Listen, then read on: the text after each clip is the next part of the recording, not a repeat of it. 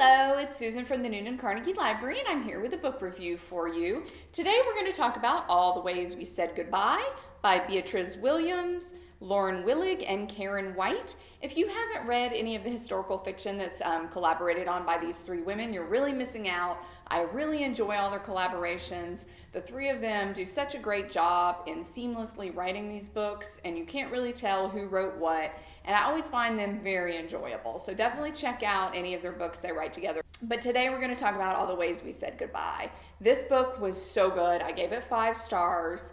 It's set during World War II, which is really one of my favorite historical fiction times. I think there's just so many wonderful stories to be told of that time, and this one was no exception. So this book weaves together the stories of 3 different women in 3 different times. Aurelie in 1914, Daisy in 1942, and Barbara in 1964.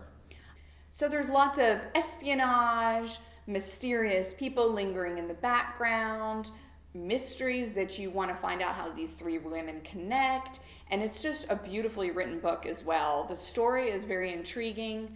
I really enjoyed finding out how each of these women's stories played out, and it was just really a lovely book. And it was nice and long, so there was plenty of room to find out the stories of all these people. Another thing I really enjoyed about this book was how the Ritz Hotel in Paris played such a large role in this book. It was almost like another character. And it was funny, when I was reading this book, I had read like 3 books in a row about Paris. I'm like, this is a sign I should go to Paris. So that is my goal for whenever the pandemic is over, of course. But anyway, it was just beautifully written.